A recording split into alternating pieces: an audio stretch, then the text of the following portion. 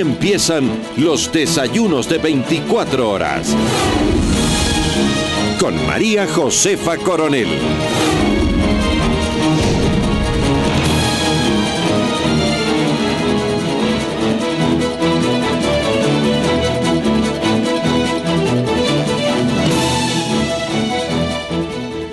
La Junta de Política y Regulación Monetaria y Financiera ya está conformada, dando cumplimiento así al artículo 13 del Código Orgánico Monetario y Financiero. Ya se encuentra con nosotros nuestra compañera Joana Ramos para darnos más detalles de este organismo. Joana, buenos días.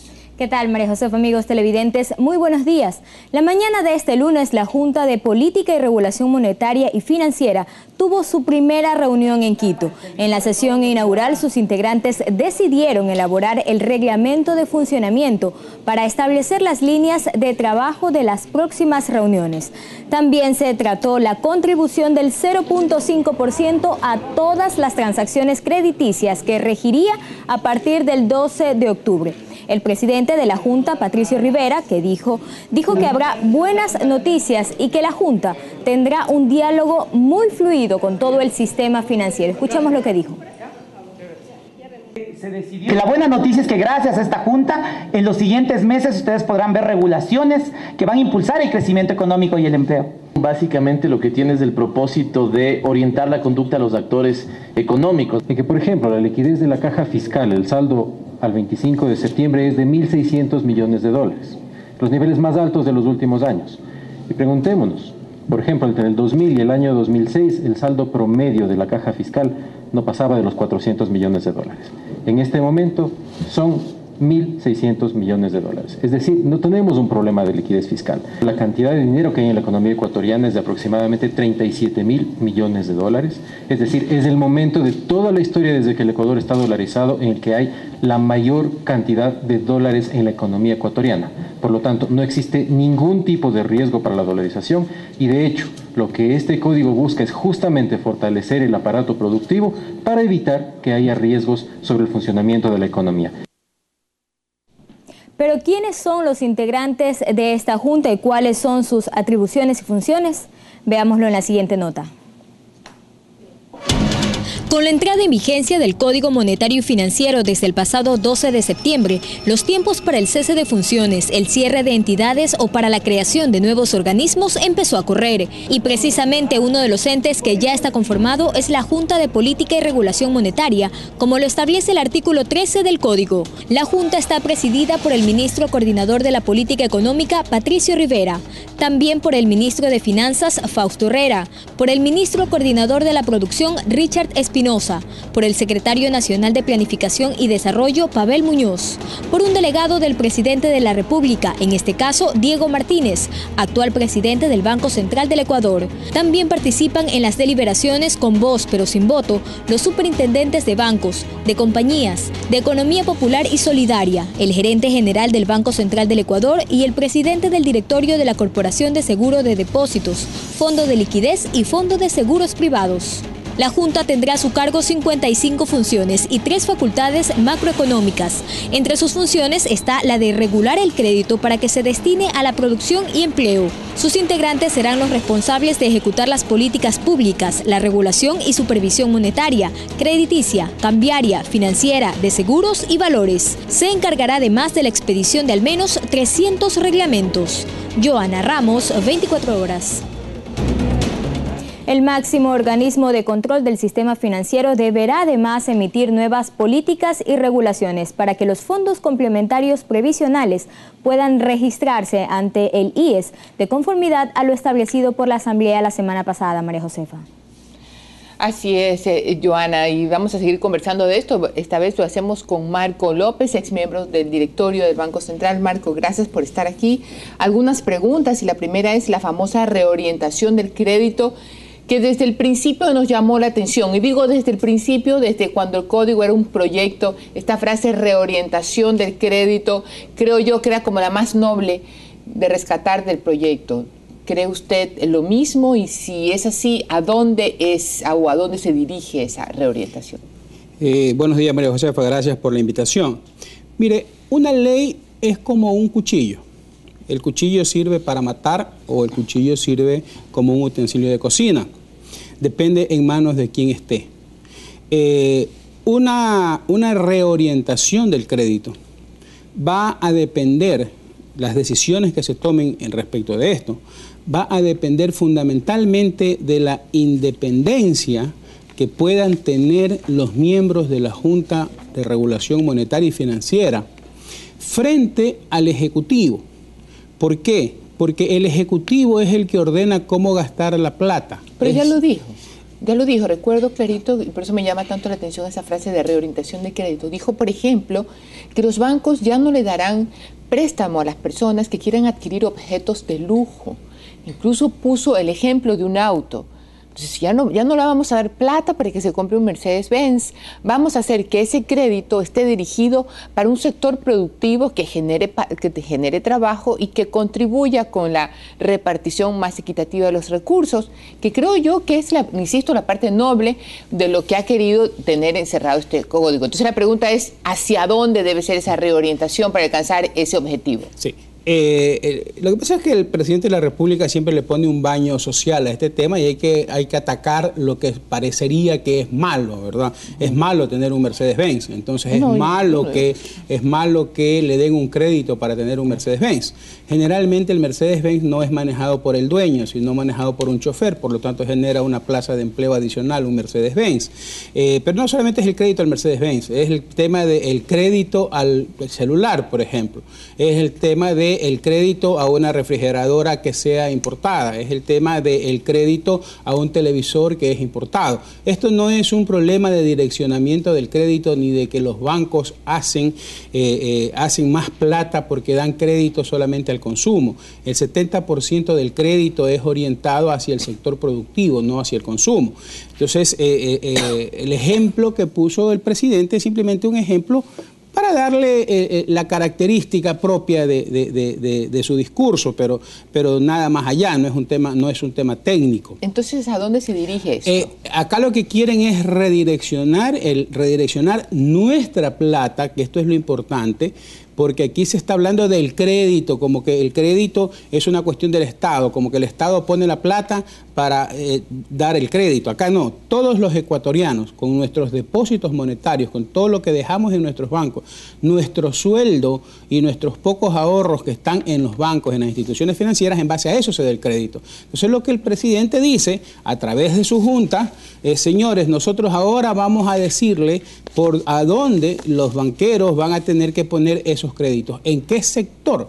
A ver, creer que se iba a decir para una persona no tiene sentido. ¿En qué sector lo queremos poner? Y el riesgo que se asume en ese sector y hasta qué nivel de riesgo se va a asumir, cuánto porcentaje del total de la cartera se va a asumir. Lo he escuchado en el reportaje a uno de los miembros de la Junta hablar de 37.000 millones de dólares de liquidez. Sería interesante saber en dónde están guardados 37.000 millones de dólares líquidos. ¿No será acaso que a eso hay que disminuirle la cantidad de créditos otorgados en el país y por lo tanto no son 37.000 millones? Además de esa pregunta, Joana, tiene otra que hacerle, Marcos. Sí, ¿cómo está? Buenos días, economista.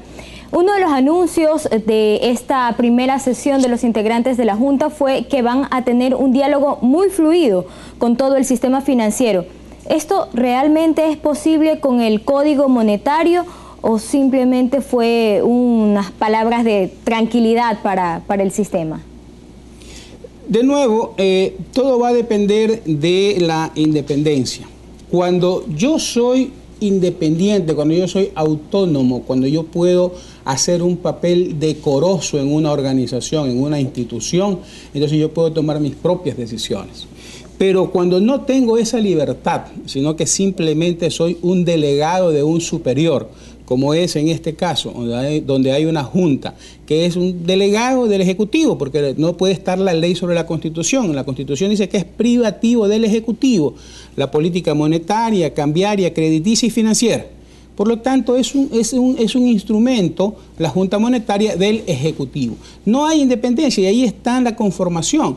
4 ministros más un representante del presidente de la República. Entonces, no hay esa independencia. Si no hay esa independencia, si mañana el presidente quiere dialogar, habrá diálogo. Si el presidente no quiere dialogar o no le interesa dialogar, no habrá diálogo. Sí, sin duda. Yo creo que la mayoría de la gente que nos dimos un buen tiempo para estudiar este código, creo que nunca tuvimos la esperanza de que esto sea un tema independiente. Yo creo que estos personajes van simplemente a obedecer las directrices macroeconómicas o microeconómicas que le dicte Correa.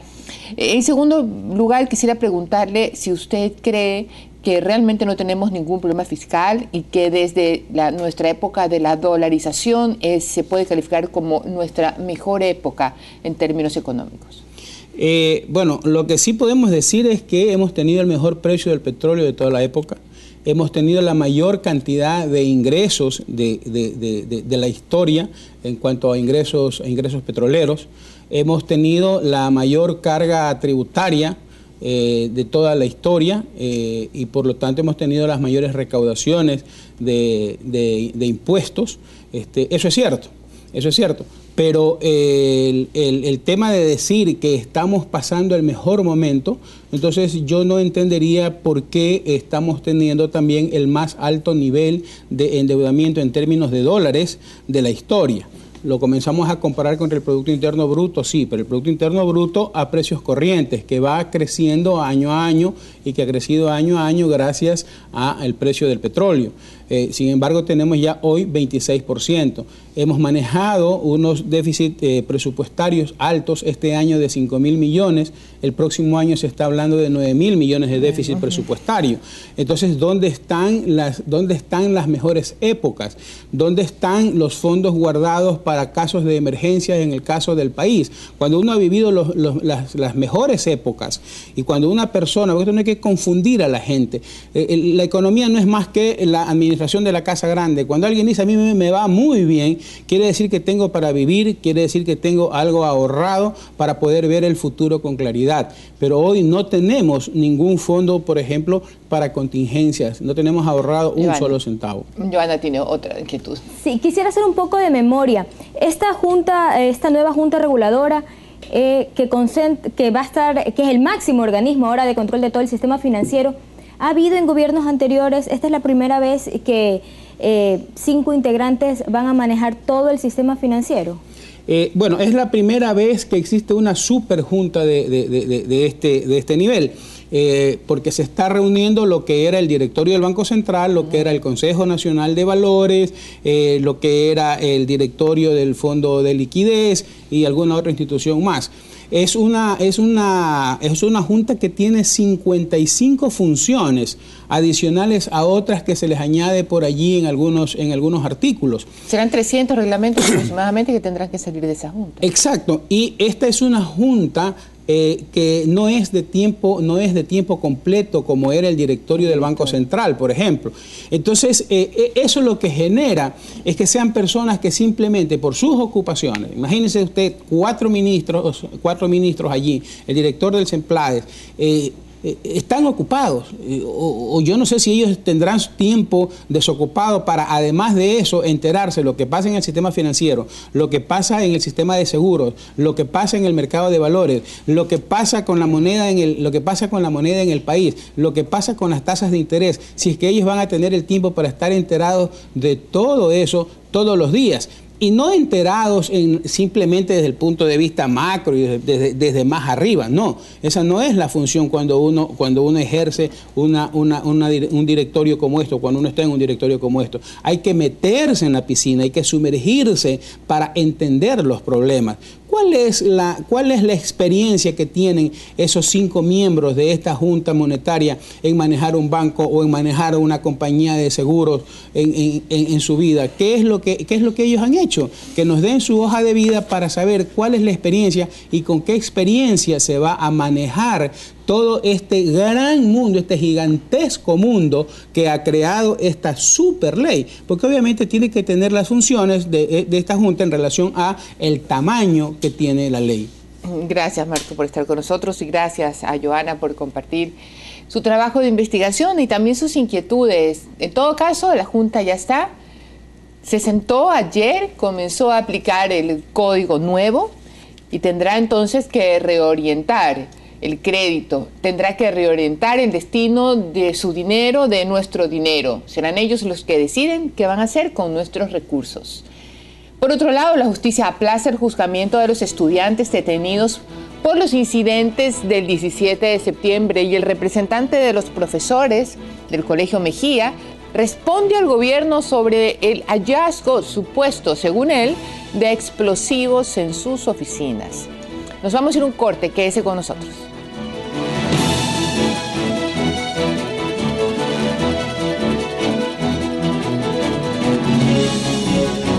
Síguenos en Twitter, @desayunos24. O puede escribirnos a desayunos@teleamazonas.com. Los familiares de los jóvenes detenidos tras las protestas del 17 y 18 de septiembre esperan la audiencia de juzgamiento para este jueves. Por el momento reciben asesoría del Colegio de Abogados de Pichincha y reúnen pruebas de supuestas agresiones físicas. El Colegio de Abogados de Pichincha se convirtió este lunes en el centro de asesoría legal a los familiares de los 53 jóvenes detenidos durante las protestas del 17 y 18 de septiembre. La audiencia de juzgamiento fue postergada para este jueves y allí se determinará si hay pruebas suficientes para declararles culpables o no de daños a la propiedad. Que digan la verdad, que expresen qué pasó el día de las manifestaciones, dónde estuvieron ellos, cómo fueron golpeados, cómo fueron salvajemente atacados por parte de miembros policiales. Se espera además que se pueda fijar una fianza carcelaria para que logren obtener la libertad. Para ver si antes del día jueves hace la audiencia de fijación de fianza, que realmente haría que todo el caso tenga una relativa calma. En cuanto al informe de la Cruz Roja sobre el estado de salud de los estudiantes detenidos, hay dos visiones. La de la ministra de Justicia, que durante el enlace sabatino señaló que ningún estudiante necesitó mayor tratamiento. Paciente refiere dolor de cuello y brazo. Otro caso dice, presidente, síntomas gripales, dolor en la parte externa. Ninguna lesión que amerite ni internamiento ni tratamiento específico, presidente. Mientras la defensa piensa lo contrario. Tengo todavía aquí el diente de uno de los jóvenes, le extrajeron de manera violenta. Los padres de los estudiantes al momento reúnen pruebas de supuestas agresiones físicas a sus hijos. En Quito, Ana María Cañizares, 24 horas. Según información de la policía y la fiscalía, luego de las manifestaciones del 17 y 18 de septiembre, se habría hallado material explosivo en las oficinas de la Asociación de Profesores del Colegio Mejía. El gobierno asegura que lo que allí encontró fue utilizado para la fabricación de bombas. Escuchemos lo que dijo el presidente de la República y el ministro del Interior el pasado 20 de septiembre. Colegio Mejía, en la oficina de la Asociación de Profesores, el presidente del expresidente de la UNE, director del MPD, un tipo Rojas.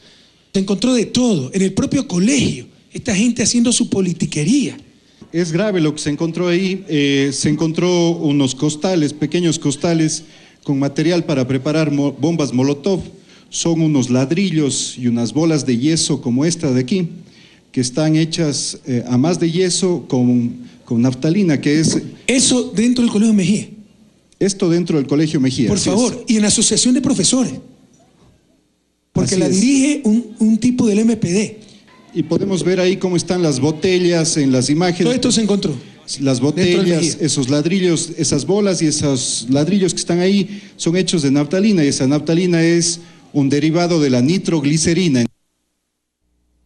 Recibimos a Francisco Rojas, presidente de la Asociación de Profesores del Colegio Mejía de Quito. Buenos días, gracias por estar aquí y cuéntenos de dónde salió ese material y cómo así estaba en las oficinas de la Asociación de Profesores.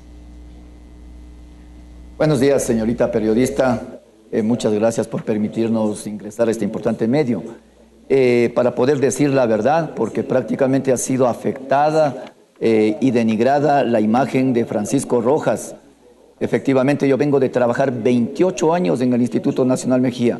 28 años de educar a miles de estudiantes, en donde lo único que hemos hecho es dar una educación de calidad como maestros del Instituto Nacional Mejía. Todos los improperios, todas las cosas que han manifestado en la sabatina el señor presidente de la República, el señor ministro del Interior y de igual manera el señor ministro de Educación. Son prácticamente puras mentiras. Primero plantearon que teníamos panfletos en la Asociación de Profesores. A esto le llaman panfletos. Fíjese usted, una hoja con firma de la Unión Nacional de Educadores en la cual se invitaba a la marcha de las antorchas para exigir la recategorización, que desde el año 2009 no nos han dado la recategorización. Por otro lado, otro panfleto que plantean ellos, caricaturas del diario El Comercio, caricaturas de los periódicos de aquí del país, en donde dice, para ser profesor mínimo PhD, para comunicador mínimo licenciado y para asambleísta bachiller. Yo creo que esos panfletos y el material que plantean ellos es el material que prácticamente hacían los estudiantes del Instituto Nacional Mejía, bolas de yeso, naftalina, los bloques que plantean con los símbolos nazis, lo que encuentran los desechos, bolsas de la basura en donde ponen lo que reciclan los estudiantes.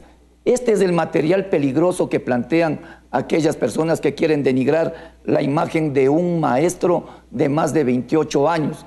Son puras mentiras. Yo debo manifestar que el día 19 de septiembre ingresaron a la oficina, allanaron las bodegas de la Asociación de Profesores, llegó el señor ministro de Educación, estuvo tomada la asociación, le mandaron sacando a mi secretaria y efectivamente nosotros llegamos luego de una hora en donde los funcionarios del Ministerio de Educación, más de 15 a 18 funcionarios, con policías de civil, con militares de civil, me exigían que abra las oficinas y yo realmente, que fui con mi abogado, el doctor Mauro Gudiño, que es el síndico de la Asociación de Profesores, me dijo que no abriera esa oficina, porque habían pasado más de una hora y no sabíamos qué habían hecho ahí. Tanta era la exigencia del señor ministro de Educación que llegó descompuesto a gritarnos, a manifestarnos que esas oficinas eran del MPD. Nosotros habíamos manifestado que es una asociación de profesores que frente a no darnos unas oficinas, la asociación tenía ahí sus oficinas para que los maestros lleguen a servirse un café, para que los maestros puedan descansar, para que los maestros puedan atender a los padres de familia. Eso es lo que ha hecho la Asociación de Profesores. Desmentirle al pueblo ecuatoriano, denigrar la imagen de un maestro de más de 28 años. El ministro le dijo, abra las puertas de la oficina y usted finalmente tuvo que abrir las puertas, ¿o no? Efectivamente, ellos estaban tomados. Nosotros ya no teníamos que abrir las puertas ya estaban tomadas. Se tomaron más de una hora, le mandaron a la secretaria. Entonces esto de estarle diciendo a usted, abra la puerta, ¿por qué? Si ya la puerta estaba abierta. Las puertas estuvieron abiertas todo el rato. Ellos ya hicieron lo que tenían que hacer ahí. Exigirle y denigrar la imagen de un maestro, venir a gritar. Nosotros que consideramos de que todo esto fue orquestado y preparado también con el señor rector, porque él también estuvo presente. Efectivamente, a un compañero de la institución, ¿quién? Como Francisco Rojas, le han dado una puñalada por la espalda. ¿Con el señor rector también fue el que autorizó para que rompan los candados. Efectivamente, nosotros aquí deslindamos de cualquier responsabilidad. Nosotros consideramos que todo esto se dio a raíz del 17 de septiembre, porque como maestros asociados, porque como trabajadores fuimos al llamado a la movilización del 17 de septiembre. Y efectivamente ahí estuvo una pancarta de nosotros que decía que la educación, más que un discurso, debe exigirse efectivamente una calidad de educación. En ese sentido estuvimos nosotros en la movilización y por eso consideramos que a quien piensa diferente efectivamente ya es enemigo del gobierno o es terrorista. Si van a considerar de esa naturaleza. En todo caso, usted niega que todo este material no es suyo, no es del gremio que usted representa. Nosotros no sabemos de dónde salió este material. ¿Ustedes no lo llevaron al colegio? Este material lo tenían en los laboratorios de cerámica. Fíjese usted, aquí están los símbolos nazis, los bloques que plantea el señor ministro del Interior. Aquí están los botes de basura que fueron sacados de los laboratorios de cerámica, las bolas de yeso que hacen los estudiantes. Todo este material, y yo no le he publicado este material, publican los mismos estudiantes que recibieron prácticamente la materia de cerámica. En ese sentido yo debo rechazar toda esta actitud y vamos a exigirle al señor ministro de Educación, al señor presidente de la República, que efectivamente también pida disculpas, porque no puede ser posible que de esta manera estén denigrando la imagen de un maestro. Otro panfleto que decía el señor ministro de Educación, Vaya viendo usted este panfleto. Este panfleto estaba pegada en las paredes de las oficinas de la asociación, que dice, mi dinero en mi fondo, no en el BIES. Yo le dije al señor ministro de Educación, no es panfleto, tiene firma del Fondo de Cesantía del Magisterio Ecuatoriano, en el cual los maestros estamos preocupados que pretendan quitarnos de este dinero de manera ilegal, dineros que nosotros de nuestra escuálida economía hemos aportado. ¿Por qué tenemos este fondo de cesantía? Porque cuando vamos a un banco, los maestros no tenemos crédito de ninguna naturaleza. Basta ver el título de maestro y no nos dan ningún crédito. Por lo menos con el fondo de cesantía se da una jubilación digna. Con el fondo de cesantía hemos logrado tener una casa. Gracias, Francisco. Es decir, se me acaba el tiempo. Gracias, Francisco. Se me acaba el tiempo. Bueno, muchas gracias a usted. En todo caso, una investigación transparente y técnica pues dejará ver si en primer lugar hubo o no materiales que pudieron poner en riesgo la vida de los ecuatorianos y en segundo lugar identificar autores y cómplices. Ahora nos vamos a ir a un corte comercial. Ya volvemos. Quédese con nosotros.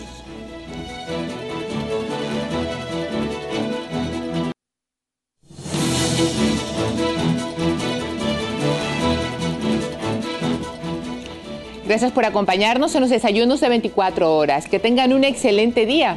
Quédense en Teleamazonas.